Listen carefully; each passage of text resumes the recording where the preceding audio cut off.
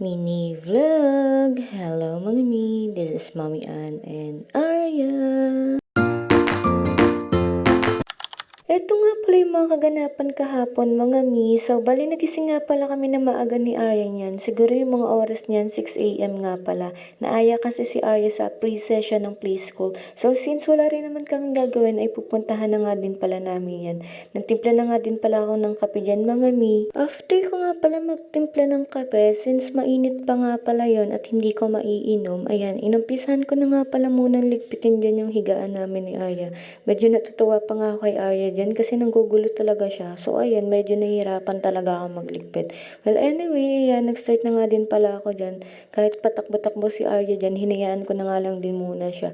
At syempre, para makakilos at makagalaw tayo, ay binuksan natin ang mahiwagang TV. Ganon din ba kayo mga mi, nagiging katuwang nyo talaga yung screen time para makakagawa kayo ng gawaing bahay? Aminin natin mga mi, karamihan yun talaga yung ginagawa natin. Paano ba naman kasi lalo pag dalawa lang kayo ay hindi ka talaga makakakilos. So, yun talaga yung nagiging sandata mo para makakagalaw ka. Anyway, nagtapos na nga din pala ako dyan nalinisin yung kama. Usually, ganyan talaga yung nagiging routine ko sa umaga mga mi. And then, ayan mga mi, nilipat ko nga din pala yung pinapanood ni Arya dyan sa Rachel. And don't worry mga mi, 30 to 45 minutes lang naman siya nanonood sa isang araw. Nasimulan ko na nga din pala siyang pakainin dyan mga mi. Ang almusal niya nga pala dyan ay kanin, tapos ulam niya ay adobo. Since may play school siya, kailangan niya talaga ay medyo malakas din siya ngayon. And then ako, pandesal at yung peanut butter lang din naman, tapos kape. Bale, these days mga mi, sinasanay ko nga din pala siyang pag-almusalin ng kanin. And then yun nga pala, natapos na din kami dyan. At fast forward nga pala mga mi, since late na kami, di na ako nakapag-video.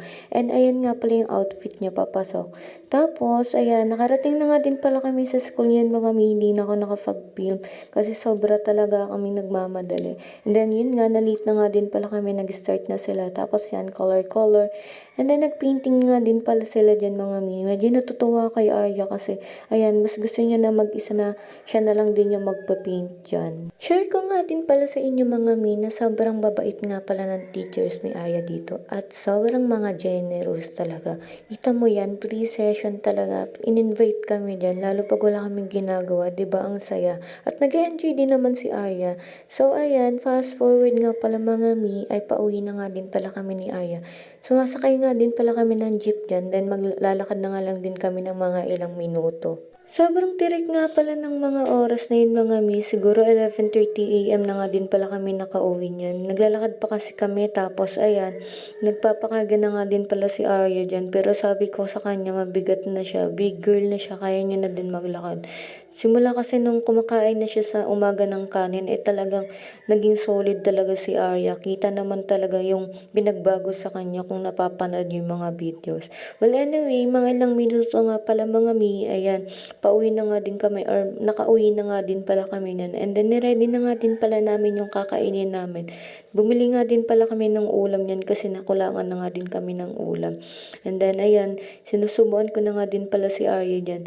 Medyo tinutopak na nga din pala siya dyan kasi maaga kami nagising at inaantok na siya. So ayun lang mga mi, kakain na nga muna kami at bawal nga pala magsilita ng may laman ng bibig.